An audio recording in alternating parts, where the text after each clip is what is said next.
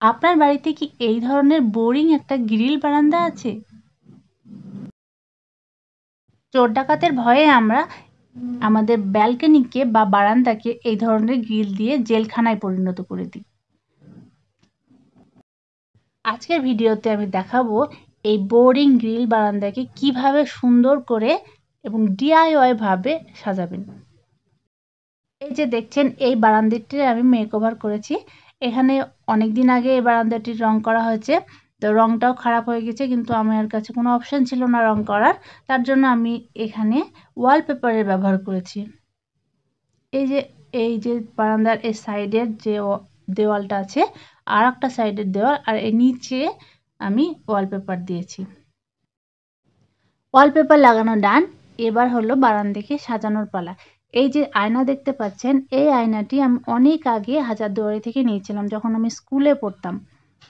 সেই আয়নাটির রংটা খারাপ হয়ে গেছিল, তার জন্য আমি এখানে আবার রং করে নিয়েছি। আর পেছন দিকের হুকটাও খারাপ হয়ে গেছিল, যেহেতু অনেক দিনের আগেকার, তার জন্য আমি এই ধরনের ডাবল টেপওয়ালা হুক ব্যবহার করেছি।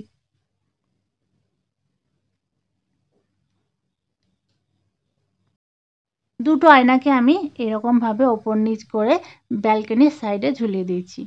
নেক্সট আমি যেটা করেছি, একটা ঝুড়ি নিয়েছি, সেই ঝুড়িতে আমি ম্যাক্রেমের সুতো বুনেছি।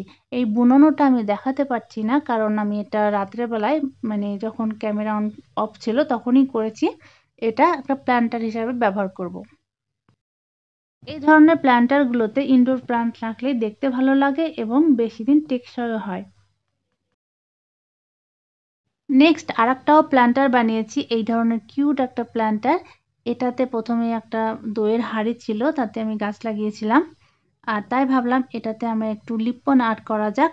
এই যে ক্লে দিয়ে আমি একটা ফুল বানিয়ে নিয়েছি এবং ক্লে দেওয়ার পর আমি এটাকে সাদা রং করে নিলাম।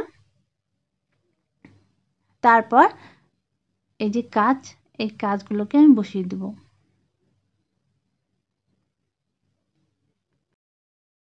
এই প্ল্যান্টারটা খুব অল্প সময়ে বানিয়েছিলাম আমি। এই প্ল্যান্টারটা এত সুন্দর লাগে দেখতে, যখন এখানে সকালবেলা রোদটা পড়ে তখন এই ব্যালকনিটা ঝলমল করে ওঠে এই প্ল্যান্টারটির জন্য। নেক্সট পুরোনো জুতোর বক্স দিয়ে আমি একটা প্ল্যান্টার বানিয়েছি। এই প্ল্যান্টারটিকে প্রথমে কালার করে নিয়েছিলাম, তারপরে আমি ভেবেছিলাম এর উপর আমি ওয়ালপেপার বসাবো, কিন্তু ওয়ালপেপার এর উপর মানে রঙের ওপর ওয়ালপেপার বসেনি, তাই উল্টো দিকে রং করা ছিল না, তো উল্টো দিকে ওয়ালপেপারটা বসিয়েছিলাম। আর এই প্ল্যান্টারটা চওড়া টাইপের, এখানে 3টে আমি প্লাস্টিকের গ্লাসে পর্তুলিকা গাছ লাগিয়ে দিয়েছি।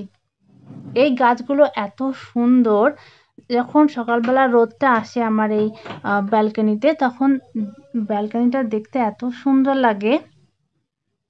আর এগুলোকে অফিস টাইম ফুলও বলা হয় আমাদের এখানে। ব্যালকনির ভোলটাই পুরো চেঞ্জ হয়ে যায় যখন এই ফুলগুলো ফোটে, কিন্তু সকালবেলা রোদে এই ফুলগুলো ফোটে, পরে আবার বন্ধ হয়ে যায়। আর একটা ডিআইওয়াই ওয়াল হ্যাঙ্গিং এই যে দেখতে পাচ্ছেন, এটা বিরিয়ানির বক্সের যে ক্যাপ মানে বক্সের যে ক্যাপ থাকে, সেই ক্যাপ দিয়ে আমি এই ওয়াল হ্যাঙ্গিংটা বানিয়েছি। একদম সহজ উপায়ে, এতে কোনো কালারও করিনি। আর এই যে দেখছেন পেপার ফুল, এটা একটা ক্যালেন্ডার কেটে রাখা ছিল আমার কাছে, এর আগেও আমি এটা দিয়ে একটা কিছু বানিয়েছিলাম, সেটাকে আমি আঠা দিয়ে সেট করে দিয়েছি।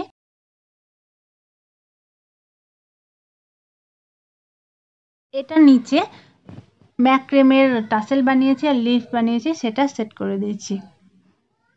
দেখুন কত সুন্দর লাগছে দেখতে, just looking like a wow. দিনের বেলা তো সুন্দর লাগে, রাতের বেলা এটা আবার যখন মানে ফেয়ারি লাইট জ্বালানো হয় এখানে, তখন আরো সুন্দর লাগে দেখতে। এখানে এক পুরোনো একটা ওয়াল হ্যাঙ্গিং ছিল, সেটা আমি ঘর থেকে নিয়ে এসে এখানে আমি সেট করেছি।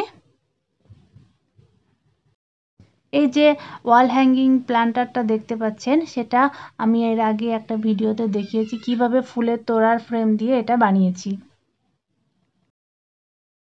একঘেয়ে জীবন বলুন বা একই জিনিস, কোনো কিছুই বেশি দিন ভালো লাগে না। একটু যদি রদবদল করা হয় কোনো জিনিসের, বা কোনো জিনিসের একটু কালারফুল করা হয়, তাহলে দেখতে আরো সুন্দর লাগে, মনও ভালো থাকে। এই যে প্ল্যান্টারগুলোকে আমি বিভিন্ন কালারে কালার করেছি, তাতে আরো সুন্দর লাগছে এই ব্যালকনিটা। প্রথমে বেস বানানোর জন্য হোয়াইট কালার করে নিয়েছি, তারপর আমি এখানে ফেড কালার করেছি, মানে 2 রকম কালার।